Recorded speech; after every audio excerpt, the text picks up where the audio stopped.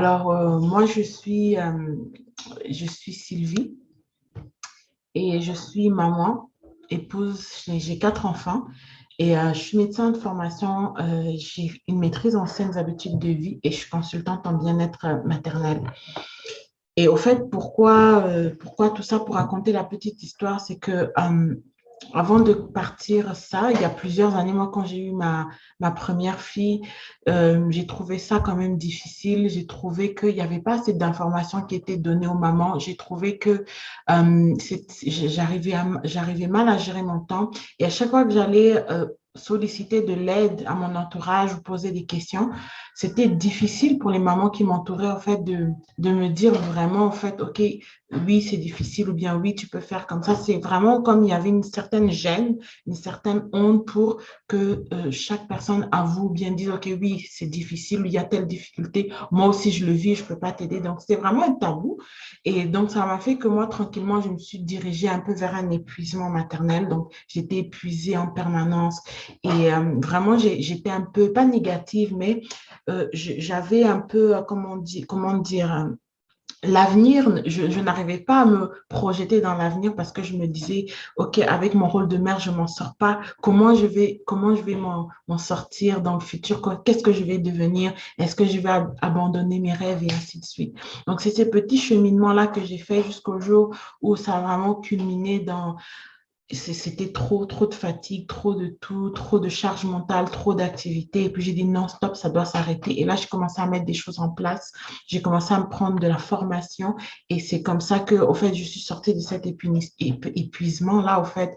Et j'ai découvert, au fait, certaines choses qui sont vraiment primordiales que les mamans doivent savoir pour le plus possible éviter de tomber dans l'épuisement. Et puis vraiment, enjoy, comme on dit en anglais, apprécier ce voyage, ce rôle de mère, c'est ce rôle de mère que nous jouons qui est très important.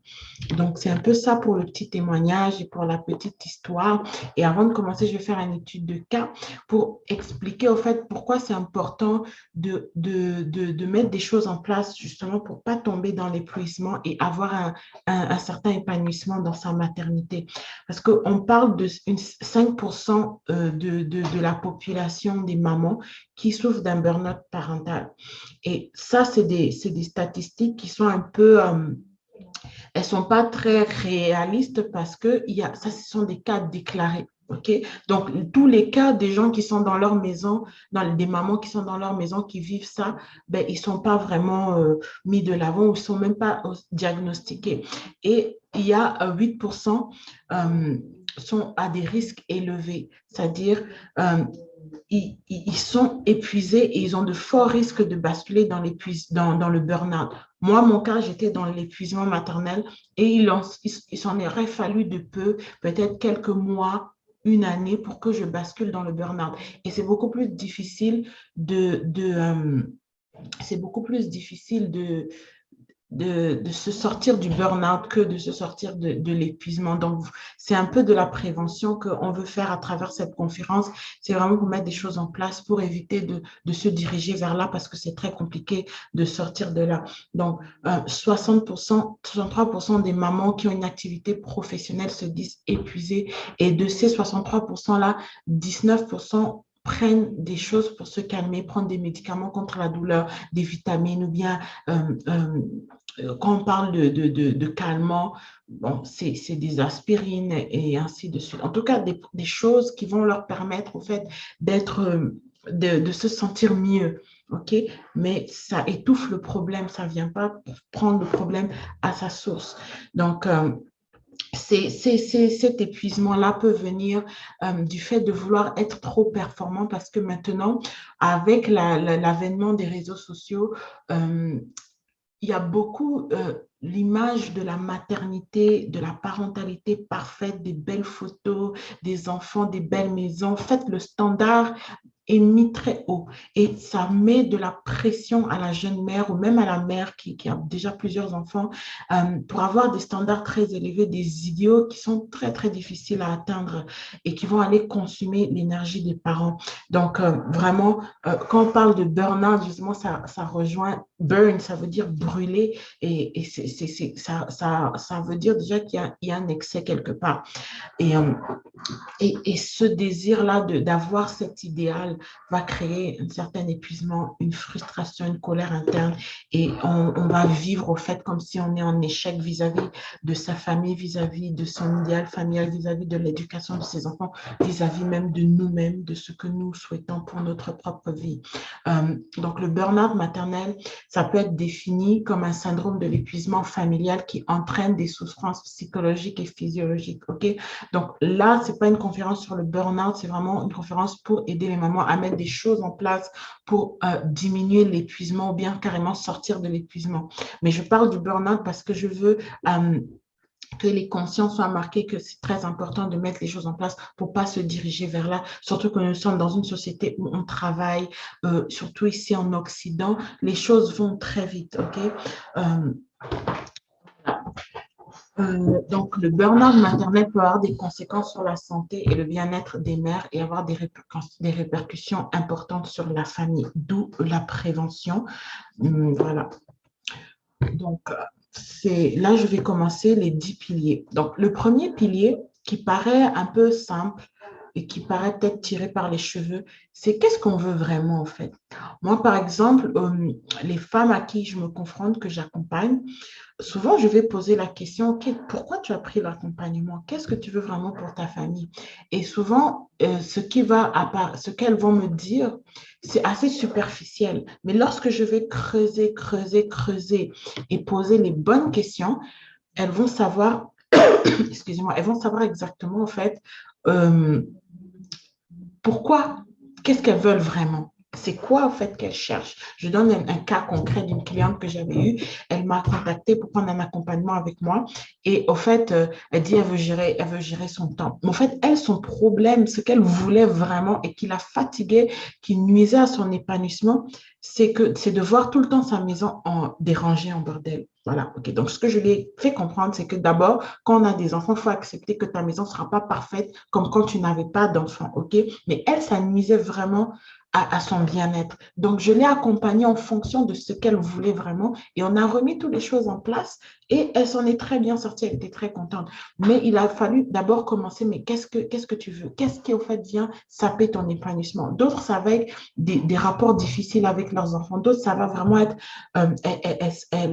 dans leur rôle de mère, elles ne se plaisent pas, elles ne s'épanouissent pas. Donc, le plus important, c'est savoir avoir de la clarté sur ce que on veut en tant que maman, ce qu'on veut pour soi, ce qu'on veut pour sa famille, ce qu'on veut pour son entreprise. Donc, si tu veux, si tu veux atteindre certaines choses dans ta vie de femme, dans ta vie de maman, ben, il faut t'asseoir avec toi-même, prendre un temps au fait de réflexion, ok? De réflexion pour se demander qu'est-ce que je veux pour moi, qu'est-ce que je veux pour ma propre vie. Parce qu'il y a un dicton qui dit charité bien ordonnée commence par soi-même. Ce n'est pas égoïste. Moi, ma plateforme s'appelle Mère équilibrée épanouie. Pourquoi? Parce que je pense que le socle de la société part de la maman. Et lorsque la maman va bien, et ça va se répercuter sur ses enfants. Donc, elle, si elle arrive à bien prendre soin de soi, à répondre à ses besoins, elle sera épanouie et elle pourra mieux répondre aux besoins de la famille. Donc, avoir de la clarté sur ce qu'on veut, c'est le commencement, au fait, pour un changement, au fait, dans notre vie. Euh, la deuxième chose, dont je parle souvent, qui est une importance très cruciale, c'est la connaissance de ses valeurs. OK? Pourquoi c'est important de connaître ses valeurs? C'est que ça va nous permettre de savoir qu'est-ce qui nous caractérise, qu'est-ce qui est important pour nous, qu'est-ce qui, lorsque l'on fait, nous apporte du bien-être. Parce que ça va dicter, au fait, ça va dicter nos choix dans la vie. OK? Connaître ces valeurs vont te permettre de t'aligner avec toi-même. Euh, tu es toi, tu es ta personne à part entière et tu n'es pas ce que les autres veulent que tu sois. Et ne pas connaître ses valeurs, au fait, c'est que c'est comme si on va aller prendre un peu de caractère un peu partout et faire un amalgame de ça et puis devenir quelqu'un qu'on n'est pas, au fait. On devient la personne que la société attend que nous soyons. On devient la personne que nos parents souhaitent que nous soyons, notre maman souhaite que nous soyons, notre patron souhaite que nous soyons, notre mari souhaite que nous soyons, mais on n'est pas nous-mêmes parce que on est un peu mélangé dans nos valeurs, donc on épouse les valeurs des autres ou les valeurs sociétales. Ok, il y a des valeurs, il y en a plusieurs qui sont dans un grand paquet. Il faut savoir identifier quelle est la valeur qui me correspond. L'exemple, un exemple, ok, je donne toujours l'exemple, moi, de mes valeurs familiales, mais là, je vais donner, par exemple, un exemple, disons, des valeurs professionnelles. Voilà. Ok, c'est un cas de figure. On a deux personnes dans une, disons que je travaille dans une entreprise et il y a un poste. euh, il y a un poste plus élevé qui se libère, OK?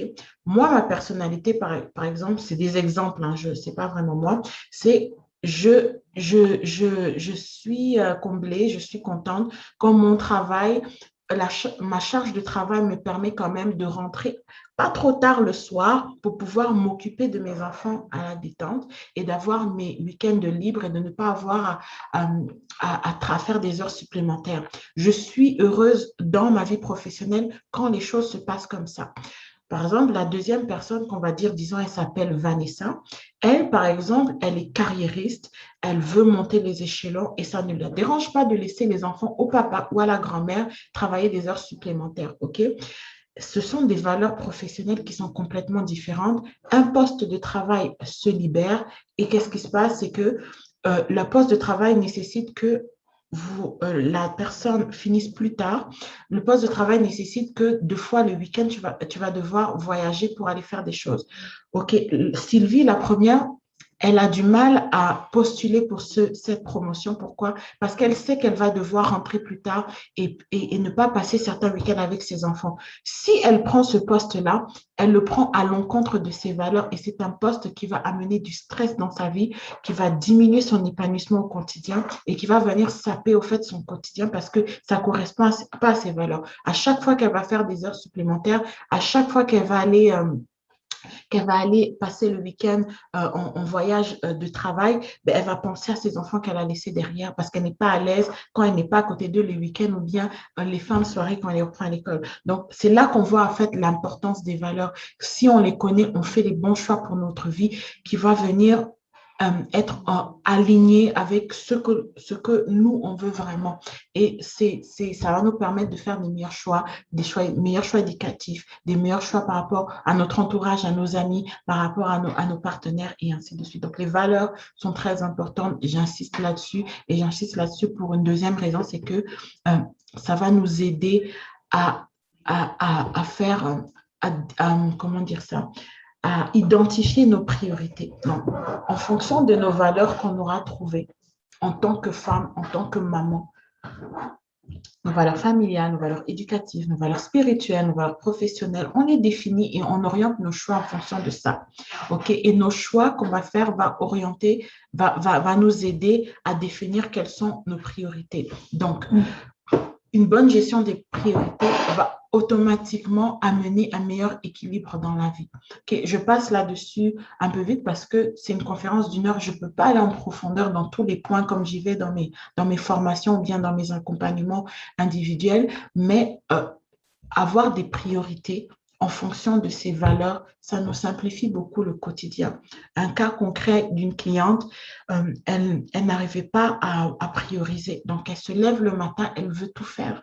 Et à la fin de la journée, il y a beaucoup de choses qu'elle n'arrive pas à faire et ça la frustre. Et c'est des journées qui s'enchaînent comme ça, qui s'enchaînent comme ça, qui s'enchaînent comme ça. Et on finit avec un sens de non-accomplissement. Voilà, donc il y a les devoirs, il y a les repas, il y a le ménage, il y a le conjoint, il y a beaucoup de choses, il y a le travail. OK, mais dans tout ça là, qu'est-ce que je mets en priorité? OK? Et pour savoir qu'est-ce qu'il faut placer en priorité dans notre emploi du temps, on va le faire en fonction de nos valeurs intrinsèques, nos valeurs qu'on sait que si elles sont respectées, déjà, nous, ça nous apporte un certain bien-être, un certain bonheur intérieur. Donc, priorité bien ordonnée égale à temps bien utilisé. Et ce qui, quand on place nos priorités, on va aller avoir des petits objectifs. Et au fait, quand je parle d'objectifs, souvent on va me dire, mais écoute, je suis une maman, pourquoi tu me parles d'objectifs? Je ne suis pas un entrepreneur. Non, ça fait partie de ce que les mamans, certaines en ont, elles ne les ont pas mis forcément par écrit, mais elles ont des objectifs. Leur objectif, c'est peut-être avoir, essayer d'inculquer des valeurs spirituelles à leur enfant. OK, moi, cette année, je veux inculquer, enfin, moi, pour mes enfants, je veux inculquer telle valeur, la valeur de l'amour, la valeur de la politesse, tel comportement, tel caractère. Mais au fait, si on ne on se met pas l'objectif, on va le dire de la bouche, mais on ne mettra jamais en place un processus pour que, par exemple, nos enfants manifestent de l'amour, par exemple. OK?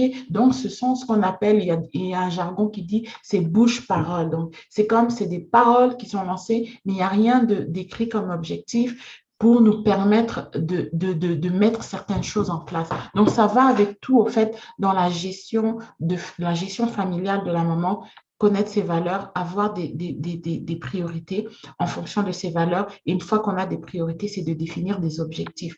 On voit que souvent, les gens qui font des résolutions de fin d'année, 50% d'eux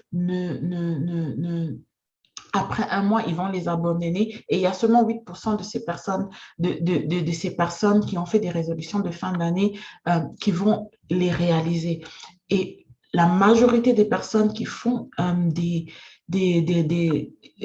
qui font des résolutions, ben, ils ne les écrivent pas. Et ceux qui vont les écrire, il y a que 3% qui vont les écrire et ce sont les 3% des personnes prospères dans le monde. Donc, les gens qui s'épanouissent, les femmes entrepreneurs qu'on voit, ou bien les mamans qui s'épanouissent, qui sont équilibrées, bon, on va voir qu'au fait, souvent, elles ont une très bonne organisation. Et les objectifs, au fait, ce n'est pas difficile à établir, il faut qu'il soit spécifique. Donc, il faut que l'objectif, tu puisses le dire, OK, moi, mon objectif cette année, au fait, c'est bon, un exemple simple par rapport à ma cliente qui, elle, la propreté dans sa maison était très importante. Elle passait des heures et des heures à nettoyer sa maison pour que tout soit propre avec des enfants à bas âge. OK, bon, son objectif, au fait, c'est garder sa maison propre, mais en faisant une seule fois le ménage par semaine. Donc, elle va s'organiser pour pouvoir arriver à faire une fois le ménage par semaine et non le faire chaque jour pendant 2 heures. OK, il faut que ce soit mesurable. OK, par exemple, quelqu'un qui veut perdre du poids, son objectif spécifique, ce sera, je veux perdre 15 kilos, donc c'est spécifique, c'est mesurable, c'est-à-dire en 6 mois. Et là, c'est là qu'on voit achievable, donc c'est atteignable et limité dans le temps. Donc, les objectifs, ils doivent être assez précis. Le cinquième pilier, pour sortir de l'épuisement, parce que quand on parle d'épuisement, on ne parle pas seulement de l'épuisement physique. Souvent, l'épuisement que les mamans ont, ça va être un épuisement psychologique, psychique, physique, émotionnel. Ça englobe beaucoup de choses. Et une des choses qui aide, qui contribue beaucoup aussi à l'épuisement, c'est le sentiment de culpabilité. Et le sentiment de culpabilité a été montré que c'est beaucoup plus présent chez les mamans que chez les papas. Et c'est un sentiment, ce n'est pas une émotion. L'émotion, c'est quelque chose qui va survenir brutalement ou brusquement suite à un événement, alors qu'une émotion, c'est quelque chose qui s'installe dans le temps et qui n'a pas besoin d'un stimulus pour le déclencher. Et en général, la culpabilité chez les mamans peut être une émotion, peut être un sentiment, mais c'est souvent quelque chose qui revient souvent, qui revient tous les jours. Au point où il y a même un dicton qui dit la mémoire et la culpabilité attendent la nuit pour te faire réfléchir. Une fois plongée dans le noir, elles s'invitent pour se divertir. Ce que tu ne veux plus voir, elles le ramènent à la surface. Ce que tu as noyé et qui te tracasse, les pires souvenirs. Et vraiment, je trouve que c'est une très belle image de ce que certaines mamans ressentent où lorsqu'elles vont se coucher le soir, elles vont passer en revue euh, qu'est-ce qui n'a pas marché dans la journée, tout, par exemple, tous les fois, par exemple, qu'elle a manqué de patience envers ses enfants ou bien qu'elle a manqué de faire quelque chose ou qu'elle n'a pas atteint un objectif qu'elle a voulu, la culpabilité va venir, les pensées accusatrices vont venir et c'est vraiment quelque chose qui vient fatiguer et nuire vraiment à la maman parce que ça va occasionner inconsciemment du stress. Et le stress, on va le voir plus tard dans les diapositives, ça a un effet néfaste sur, sur, euh, sur le corps, quoi. Donc, quatre clés, mais ce n'est pas juste les quatre clés. Il peut y avoir plusieurs autres façons d'éliminer la culpabilité. Déjà, c'est d'accepter qu'on n'est pas on n'est pas parfaite. Oui, la société, les médias sociaux renvoient l'image de la mère parfaite, la mère super heureuse, la mère super contente, mais toutes les mamans du monde vont s'accorder pour dire qu'au fait, la maternité, ce n'est pas quelque chose de facile et c'est pas aussi rose que c'est dépeint dans les médias sociaux, dans les photos et ainsi de suite. Donc, d'abord, pour se libérer de la culpabilité, il faut d'abord accepter l'imperfection, accepter qu'on n'est pas une maman parfaite et qu'on ne le saura jamais et que c'est correct. Ce n'est pas grave, c'est normal, OK? Voilà. Le deuxième, c'est de décider de construire sur ces échecs. OK? Par exemple, il y a des choses sur lesquelles on culpabilise qui sont fondées. OK? Mais le truc, ce n'est pas de rester là le soir et puis de ressasser ça comme on a vu dans le dicton qu'on vient de voir. Non, le tout, c'est de retenir ce qui a été bien et essayer de travailler sur ce sur quoi on se culpabilise et qu'on croit qu'on peut changer. Le troisième, c'est au fait de passer à l'action. C'est ça, une fois qu'on a déterminé, OK, je me suis culpabilisée pour telle affaire et telle affaire, je peux vraiment travailler dessus pour pouvoir améliorer. OK, on passe à l'action, on trouve une façon de pouvoir améliorer nos échecs et on revoit nos attentes. Souvent, on a des attentes très, très, très élevées envers nous-mêmes, c'est ça. Mais avant d'être bienveillant avec nos enfants, avec nos conjoints, on doit être bienveillant avec nous-mêmes, c'est-à-dire on doit accepter qu'on n'est pas parfaite et on doit revoir certaines attentes à la baisse envers nous-mêmes. OK? Je prends l'exemple, par exemple, d'une maman qui se sent coupable parce qu'elle ne passe pas assez de temps avec ses enfants. Alors maintenant, chaque fois qu'elle a du temps, elle va planifier 1000 activités avec les enfants dans la journée. OK, on va aller au parc. Après le parc, on va faire le gâteau. Après le gâteau, on va faire ceci. Et tout ça dans une journée, c'est beaucoup. Tout ça pour venir apaiser ce sentiment de culpabilité qu'elle a. Mais au fait, faire juste un gâteau ce jour-là avec tes enfants, c'est tout à fait, suffisant parce que tu auras passé du temps avec les enfants.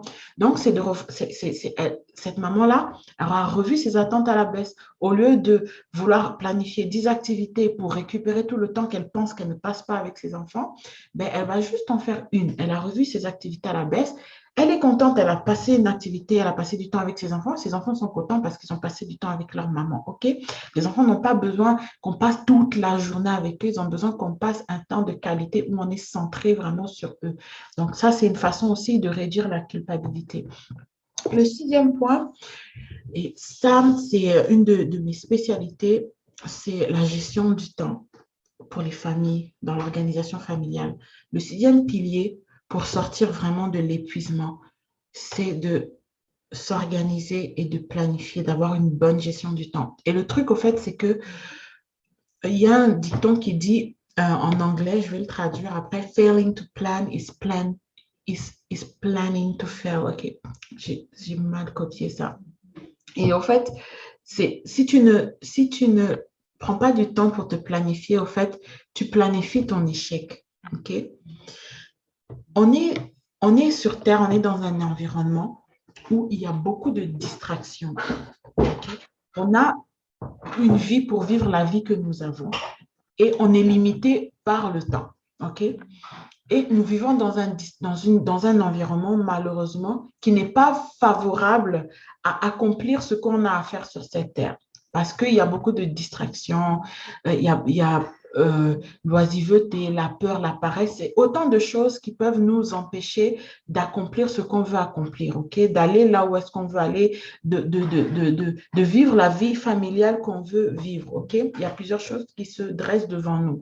Et ça, c'est des obstacles. Mais les choses qui vont venir nous aider à avoir un épanouissement en tant que maman, ce sont des leviers. OK? Là, j'ai mis les talents, j'ai mis les dons, j'ai mis le temps, j'ai mis l'énergie, c'est-à-dire la vitalité qu'on a pour pouvoir faire des choses, c'est-à-dire ne pas être épuisé. Voilà. Donc là, un des leviers, c'est le temps. OK? Et la gestion du temps est importante. Pourquoi? Parce qu'il y a plusieurs avantages. Je ne vais pas tous les nommer, je vais en nommer juste quelques-uns. Savoir planifier son temps, s'organiser de façon intelligente, ça nous permet de gagner du temps. Ça nous permet de faire plus de choses. J'avais une cliente, elle est venue, elle vraiment, elle était un peu acculée. 24 heures, ça ne suffit pas, Sylvie, pour faire tout ce que j'ai à faire. Je suis toujours frustrée. Je cours tout le temps derrière le temps. Et puis, ce que j'ai vraiment envie, j'aimerais lire un livre. Je n'arrive pas à lire un livre. J'ai un livre sur mon chevet, OK? On a travaillé, elle a réussi même à dégager du temps pour ressortir une entreprise qu'elle voulait faire et elle croyait qu'elle n'avait pas le temps pour faire et pour pouvoir même lire son livre, OK? Donc, juste pourquoi? Parce qu'on a organisé son temps d'une façon intelligente, adéquate et correcte. Donc, elle a pu faire plus de choses. Donc, bien s'organiser, planifier, ça te permet de faire plus de choses, de prendre plus de temps pour toi et avec ta famille, d'être aussi plus ponctuel, OK? La ponctualité, c'est quelque chose de très important, mais je ne vais pas m'éparpiller sur ce point-là. Donc, le levier de temps, c'est qu'on ne nous apprend pas à gérer notre temps. On va nous apprendre à gérer l'argent, on va nous apprendre à gérer le stress, on va nous apprendre à gérer plein de choses, mais le temps, c'est une denrée périssable. Une fois qu'il est parti, on ne peut plus jamais le récupérer. Et le temps, c'est quelque chose que moi, j'entends beaucoup chez les mamans. J'ai pas assez le temps, je suis fatiguée, je cours tout le temps derrière le temps, la course après le temps, la course après le temps. Mais si on s'organise, on a une bonne organisation familiale, ça permet de pouvoir concilier tous les autres aspects de notre vie et d'avoir un équilibre. Est-ce que je suis en train de dire que tout sera parfait? Non, c'est impossible parce qu'on ne vit pas dans un monde de la perfection. Oui, on apprend des façons de s'organiser, de se planifier. Ça ne veut pas dire qu'il n'y aura pas des imprévus, mais on apprend comment gérer les imprévus. OK? La bonne gestion du temps, ça ne règle pas tous tes problèmes. Mais les piliers que je suis en train de prendre, ça peut de parcourir, ça peut vraiment alléger le quotidien lorsqu'ils sont pratiqués, alléger le quotidien de la maman. Par exemple, je prends une maman qui se plaint que son conjoint ne l'aide pas, c'est elle qui doit tout faire, ou bien une maman monoparentale et tout. OK. Rien que le fait de pouvoir bien s'organiser, planifier, organiser son temps, va le diminuer sa charge mentale, c'est-à-dire tout ce qu'elle a dans sa tête qu'elle doit faire. Ça va venir et diminuer cette charge mentale, le fait de savoir s'organiser, même si son conjoint ne l'aide pas, même si elle est monoparentale, le fait qu'elle soit bien organisée va soulager son quotidien. Donc, il y aura des moments où elle va pouvoir dire ouf, tu vois un peu, et elle va beaucoup moins courir après la montre, OK? Donc, ça, c'était la gestion du temps. Donc, comme je dis, c'est quelque chose qui est assez important. Et malheureusement, c'est quelque chose on ne nous apprend pas à l'école. C'est quelque chose qu'on voit quand on fait des études. On a notre emploi du temps avec les matières, les heures. On sait quand on va étudier et tout. Et souvent, les élèves qui gèrent mieux leur temps, ce sont des élèves qui sont beaucoup plus performants à l'école que ceux qui n'arrivent pas à gérer leur temps et qui veulent tout étudier à une semaine ou 2 jours de l'examen. C'est une mauvaise gestion du temps. Donc, c'est la même chose pour les mamans. Le mieux on est organisé, le mieux on est planifié, le mieux ça va nous diminuer, au fait, ça va diminuer de beaucoup le stress, de beaucoup la charge mentale et ça allège et ça améliore notre quotidien. Et si on est moins stressé, ça se répercute sur toute la famille. Une maman qui se lève de bonne humeur, heureuse, OK, elle aura plus de patience quand les enfants vont se battre, vont crier, vont faire plein de choses ou bien, voilà, il y aura plus de patience à gérer les enfants de bas âge, les conflits et ainsi de suite. Un autre point, c'est les saines habitudes de vie. OK? Donc, souvent, ce qu'on ne sait pas, c'est que les saines habitudes de vie, c'est un peu quelque chose qui évolue dans un cycle. On pense souvent que les saines habitudes de vie, c'est juste le sport et l'alimentation. Mais dans les saines habitudes de vie, il y a la préservation de l'énergie, il y a la gestion du temps.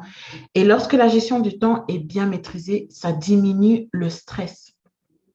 Et lorsqu'on est moins stressé, on gère mieux ses émotions. Donc, automatiquement, ça va apaiser le climat familial, ça va apaiser l'atmosphère familiale. Et ça nous met nous-mêmes, en tant que maman, dans un mindset, dans un état d'esprit de paix, OK? Et c'est ce qu'on veut en tant que maman. On ne veut pas tout le temps être nerveuse, on ne veut pas tout le temps finir la journée énervée, fatiguée, juste vouloir avoir envie de se coucher et de plus rien entendre jusqu'à ce que le lendemain vienne. Non, en général, on veut vivre une vie moins stressante, on veut être épanoui vraiment en nous-mêmes, OK? Donc, préserver son énergie, il faut savoir comment s'alimenter. Donc, il y a certains problèmes de fatigue chronique qui peuvent se régler juste par l'alimentation, la façon de manger. Et ça, c'est très vaste, hein? Mais la façon de manger va venir déjà diminuer de beaucoup l'épuisement qu'une maman peut vivre, OK? Donc, il y a on peut changer une façon de faire, changer même les heures de repas, et ça va aider de beaucoup, par exemple, pour se réveiller moins fatigué.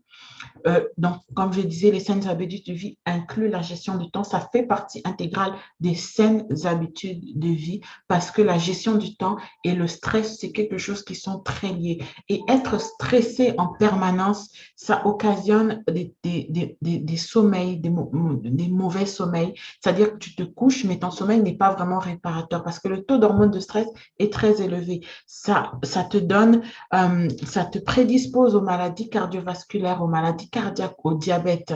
Le stress aussi va engendrer une prise de poids parce que à cause de certains procédés physiologiques du stress, ben, au fait, ça va te pousser à vouloir manger plus sucré, plus gras. Donc, quand on est très stressé, on peut observer une prise de poids assez rapide des fois. Okay? Dans des cas extrêmes, les personnes très, très stressées vont perdre beaucoup de poids, mais en général, au fait, on aura plus des pulsions à manger très sucré, à manger très gras et à manger des plus grosses quantités lorsqu'on a un stress qui est constamment là.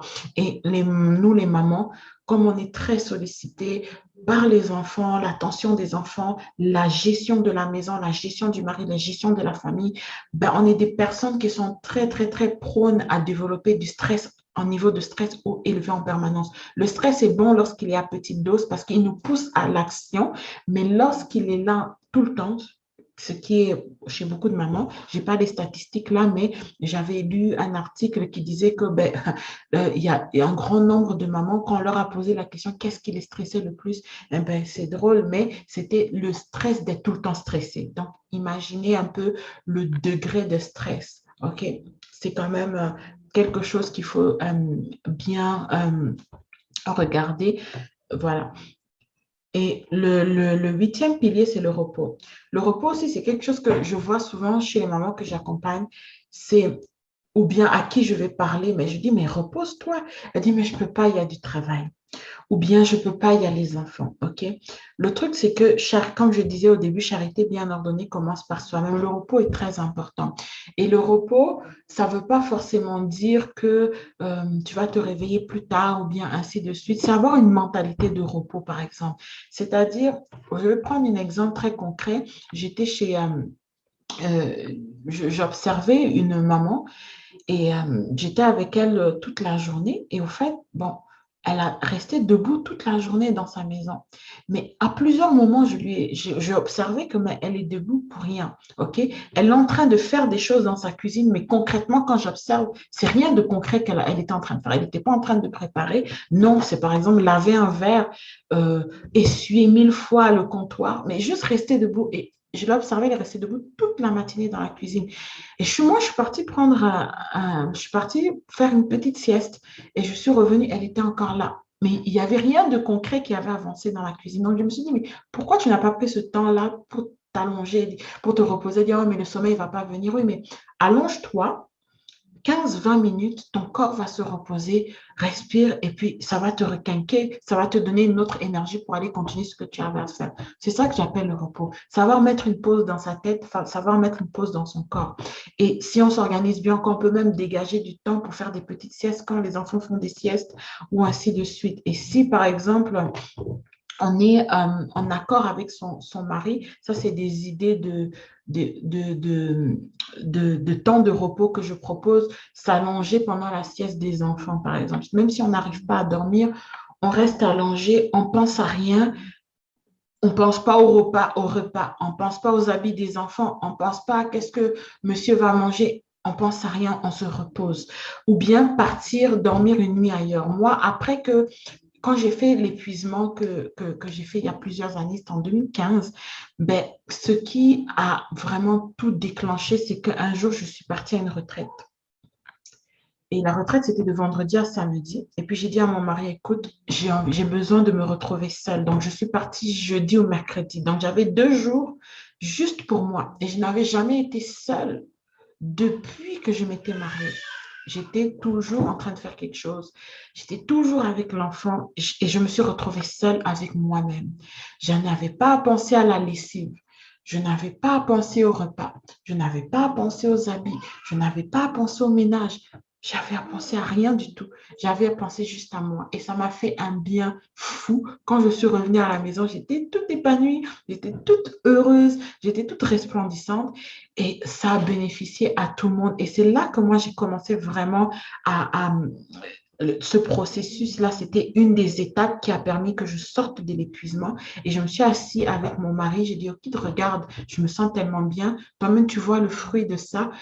J'aimerais qu'on puisse s'accorder, parce que c'est important de s'accorder avec son conjoint. Si tu es monoparental, ben c'est correct, parce que ce que tu peux partir, tu trouves juste quelqu'un de confiance à qui tu peux confier ton enfant, un parent proche, une frère, une sœur à qui tu as vraiment confiance, que tu es à l'aise. Comme ça, quand tu seras parti, tu sais que ben, mon enfant, je suis correcte, je suis en confiance avec la personne avec qui je l'ai laissé. Et je me suis accordée avec mon mari. J'ai dit que moi, c'est important pour moi que je parte comme ça une fois tous les 2, 3 mois. Et c'est comme ça, c'est mon style de vie. Donc, si je ne suis pas enceinte, et que je n'allaite pas, ben, chaque 2, 3 mois, ben, je pars quelque part pendant 2 nuits.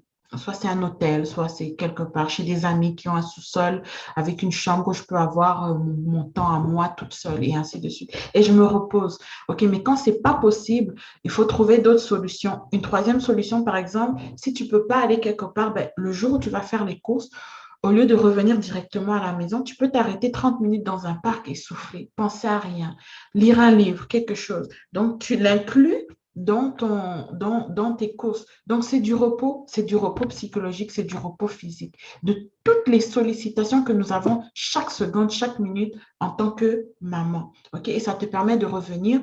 OK, tu t'es dégagé l'esprit, ça te permet de revenir et d'avoir l'attention nécessaire dont tu as besoin pour gérer tes enfants, pour gérer ta famille, pour gérer les conflits, pour gérer toutes sortes de choses qui vont venir vers toi. Donc, ça, c'était le 8e pilier. Le 9e pilier, c'est les talents. Et pourquoi je parle des talents, ça peut paraître comme un cheveu sur la soupe, c'est que lorsqu'on devient maman, des fois, on va souffrir d'un manque de confiance en soi, justement à cause de la culpabilité, à cause de la comparaison et à cause de notre corps qui change, au fait de notre vie qui a changé. Donc, il y a une certaine manque de confiance en soi, une certaine adéquation, une certaine, comment dire ça, euh, c'est comme une perte d'identité au fait. On était quelqu'un avant qu'on soit devenu maman et puis on devient quelqu'un d'autre lorsque on a des enfants. Et souvent, les femmes vont se perdre dans cette transition-là, OK? Et cette transition-là, il y a un mot, ça s'appelle la matrescence et c'est une transition qui est psychologique, physiologique, émotionnelle, qui est tout à fait normale. Mais lorsque la transition ne se fait pas entre la personne qu'on était, la femme qu'on était avant d'avoir des enfants et la femme qu'on était après avoir des enfants, il y a beaucoup de choses qui peuvent venir s'installer, de la frustration, ou bien ne pas savoir qui on est, ou bien avoir le sentiment de ne pas, de rater sa vie, ou bien il y a d'autres mamans carrément qui ont le sentiment que l'enfant est venu gâcher leur vie, elles ne peuvent pas faire ce qu'elles veulent. Bon, ça, c'est des cas extrêmes, mais il y a une perte d'identité qui peut se faire et savoir qui on est en tant que maman, se repositionner dans notre identité de maman, de personne, ça nous permet au fait de gagner notre confiance. Et ça va quand on découvre nos talents. Et nos talents, c'est ce qui nous rend uniques. Chaque être humain a des empreintes digitales sur la Terre qui sont uniques. Ça veut dire que moi, Sylvie, je suis unique. Il n'y en a pas deux qui sont comme moi. Toi, Géraldine, tu es unique. Il n'y en a pas deux qui sont comme toi. Toi, Karel, tu es unique. Il n'y en a pas deux qui sont comme toi. Et cette unicité-là, ça fait qu'il y a quelque chose sur cette terre qu'il n'y a que moi qui peux accomplir. Et j'aime peindre ça sous un tableau qui est très bon. Par exemple, lorsqu'on prend un puzzle, et pour faire un puzzle, au départ, tout est mélangé et on met chaque partie du puzzle à sa place. C'est au fait ça. Dans la vie, chaque personne a sa place et la maman aussi a sa place. Et je dirais qu'elle a une place très, très, très, très, très, très, très primordiale dans la société et par ricochet dans le monde entier. Parce qu'au fait, c'est de elle que va partir beaucoup de choses. C'est de elle, quand elle va se sentir bien, elle va transmettre ces choses-là à sa descendance qui, eux, vont grandir équilibrés, qui vont pouvoir aussi engendrer des familles équilibrées, OK? Parce que ce qu'on voit, ça se répète, nos enfants, ce qu'on on a de bon, ils vont se l'accaparer et ils vont pouvoir le reproduire, au fait, dans leur famille. Je dis ça un exemple concret. Moi, quand j'étais enfant, je crois, j'ai observé beaucoup ma mère être organisée. Et je ne savais pas que c'est quelque chose qui va venir vraiment travailler en moi, mais ce que j'ai observé est venu rencontrer un talent naturel que j'ai reçu, OK? Qui est inné chez moi, qui est le don de la planification, de l'organisation, OK? Parce que j'ai d'autres frères et sœurs, on a grandi dans le même milieu, mais c'est moi qui me rappelle de ces choses-là. Pourquoi? Parce que c'est venu rencontrer un talent naturel que j'avais. Et quand j'ai appris à découvrir et à connaître mes talents, et ça m'a aidé à connaître ma mission de vie, ma destinée. Et au fait, je m'épanouis dans ce que j'aime faire. Okay? Donc, ça peut être même quelque chose que tu fais à côté de ton travail, même si c'est peindre et que tu aimes peindre. Quand tu peins et que tu vois ton tableau, tu es content, fais-le parce que ça va ajouter de l'épanouissement chaque jour dans ta vie. Ça va te donner une raison de te réveiller le matin. Ce n'est pas les enfants qui nous rendent heureux, c'est pas le conjoint qui nous rend heureux. Nous sommes heureux et puis nous partageons notre bonheur. Nous partageons notre bonheur à nos enfants. Nous partageons notre bonheur à notre conjoint. C'est ça. Eux, ils viennent contribuer au bonheur qui est déjà là. Et connaître ses dons et ses talents, ça booste la confiance. Ça booste la confiance et ça permet de s'épanouir dans ce qu'on a, ce qu'on sait bien faire. OK? Voilà. Donc, c'était ça sur les talents. Je ne vais pas m'extrapoler là-dessus non plus parce que c'est un module qui est assez dense. Et voilà, la définition que j'ai trouvée sur Internet, c'est que les talents, c'est une capacité, c'est un don, c'est une disposition souvent naturelle et parfois acquise, OK? C'est une aptitude remarquable dans un domaine, OK? Donc, moi, je suis allée identifier tous mes dons et mes talents et j'ai vu quelque chose se dessiner et j'ai adapté c'est-à-dire, c'est comme j'ai compris ma mission de vie, qui je dois aider, qu'est-ce que je dois faire et c'est ce que je fais. Et c'est ça qui me rend vraiment épanouie et heureuse. Mais mes enfants aussi, mon conjoint aussi, mais je ne dépends pas juste de ça pour manifester du bonheur. Parce qu'une fois qu'une journée ne se passe pas bien avec les enfants ou une journée ne se passe pas bien avec le conjoint et que ça va saper ton moral toute la semaine, ben en fait, on se retrouve à être quelqu'un d'instable avec des émotions qui sont en dents de scie. Je ne suis pas en train de dire que des émotions ne vont pas venir, qui sont des choses difficiles dans la vie et tout, mais c'est que les piliers que je donne, ça nous donne la capacité, au fait, au travers des épreuves, au travers des journées, des fois, qui peuvent ne pas bien se passer avec les enfants, tout le monde pleure, tout le monde crie, ou bien avec des adolescents qui sont un peu difficiles, c'est qu'on arrive à venir chercher le calme intérieur, au fait, pour rester pour être épanoui et pour ne pas tomber dans l'épuisement physique, l'épuisement mental, l'épuisement émotionnel, puis le ras-le-bol d'être un parent, OK?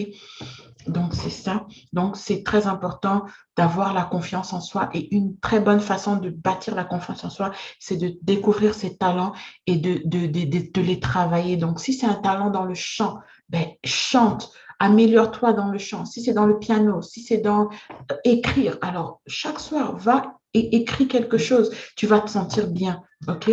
Et une chose que j'ai oublié de dire aussi, c'est par rapport à la culpabilité, pour vaincre ça aussi, moi, souvent, ce que je dis à mes mamans que j'accompagne, c'est chaque soir, au lieu de ressasser le négatif et qu'est-ce qui ne s'est pas bien passé, il faut essayer de trouver trois choses pour lesquelles tu peux être reconnaissant, trois choses qui se sont bien passées dans la journée. Et crois-moi, c'est difficile quand on a l'habitude de ressasser les choses négatives qui se sont passées, trouver trois choses. Et chaque jour, tu les écris, chaque jour, tu les écris, chaque jour, tu les écris.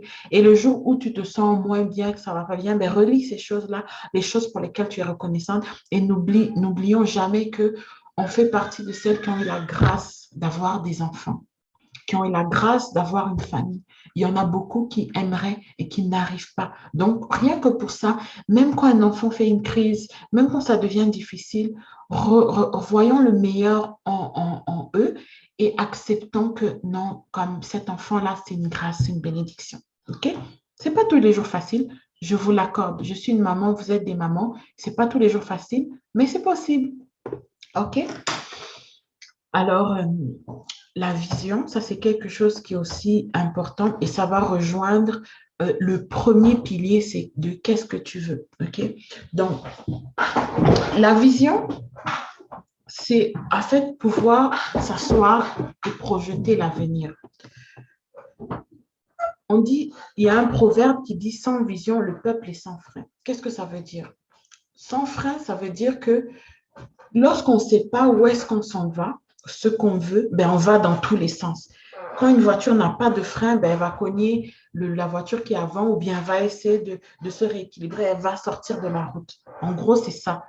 Lorsqu'on ne sait pas où on s'en va, il y a de très fortes chances qu'on sorte de la route.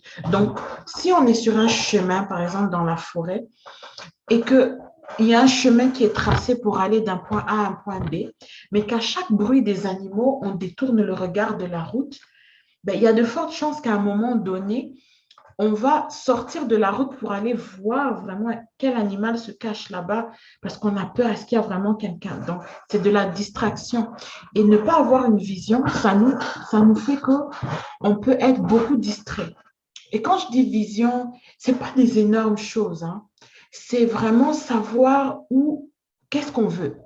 OK, j'ai mes enfants, quelle est la vision? Qu'est-ce que j'aimerais qu'ils deviennent quand ils seront adultes? Ça ne veut pas dire qu'on doit les imposer des études ou bien, c'est pas, ça ne veut pas dire qu'on doit les imposer, mais c'est-à-dire quelles valeurs je veux inculquer à mes enfants pour qu'ils soient des adultes responsables, pour que ce soit des garçons respectueux, qui respectent les filles, pour que ce soit des filles qui se gardent et ainsi de suite.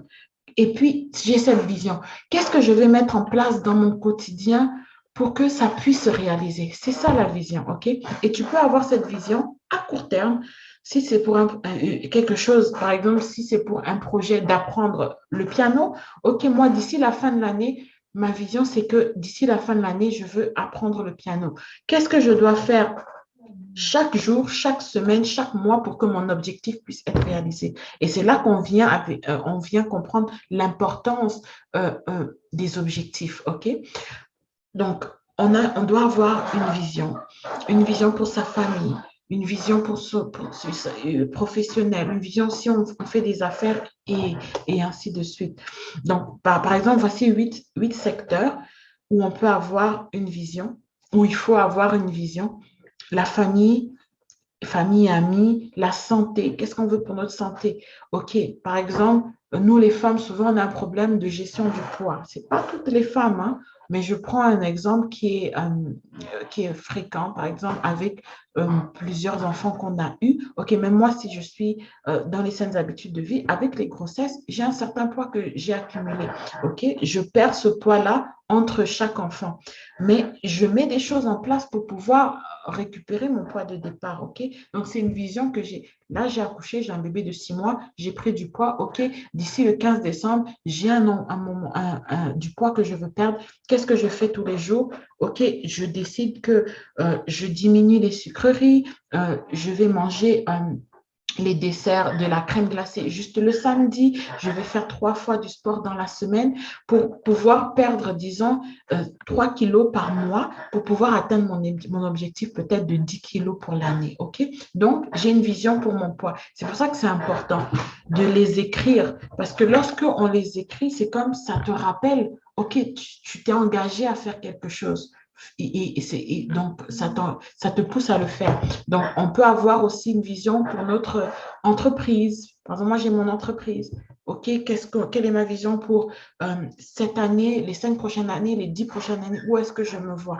On peut avoir une vision pour notre relation avec notre conjoint, nos finances, nos loisirs, notre spiritualité, notre développement personnel. Donc, il y a d'autres mettent 12 secteurs. Moi, j'en ai mis 8. Mais tu peux trouver d'autres choses qui te tiennent à cœur pour lesquelles tu veux planifier une vision pour ta vie, OK? Ce n'est pas des choses qui sont super compliquées. Ça te prend une demi-journée ou bien tu te mets 15-20 minutes ou 10 minutes chaque soir avant de te coucher pour travailler sur chaque point, OK? Euh, donc, voilà, c'était un peu ça pour ma présentation. Donc, moi, je ne me positionne pas comme une donneuse de leçons, hein. Je suis là pour vraiment aider parce que moi, je suis passée par des difficultés, des problématiques qui sont liées à la maternité. Et ayant parlé, connu beaucoup de femmes qui traversent des difficultés, j'ai vu qu'au fait, il y a un pattern, c'est-à-dire un schéma qui se dessine chez beaucoup de mamans. Et c'est le cri de mon cœur de les aider. Et je n'ai pas la science infuse, mais le truc, c'est que moi, je m'en suis sortie et j'ai développé des étapes, j'ai développé des programmes pour vraiment aider les mamans pour les prendre du point A au point B. OK? Donc, je suis allée me former pour ça. Donc, j'ai juste une expertise qui me permet d'aider les gens. Mais je ne me positionne pas comme une donneuse de leçons. OK, je comprends très bien. Donc, c'est pour ça que je prône la bienveillance et l'amour et je travaille beaucoup en fonction de la personne qui est en face de moi, que ce soit dans les accompagnements de groupe, que ce soit dans les accompagnements individuels. Donc, c'est ça, c'est pour ça que je ne me positionne pas comme coach parce que c'est vraiment un accompagnement, tenir la maman par la main pour qu'elle se sente bien, pour qu'elle soit accomplie, pour qu'elle soit épanouie et surtout pour qu'elle soit pleine d'énergie et qu'elle ne dépende pas des situations extérieures, mais qu'elle soit équilibrée pour être épanouie.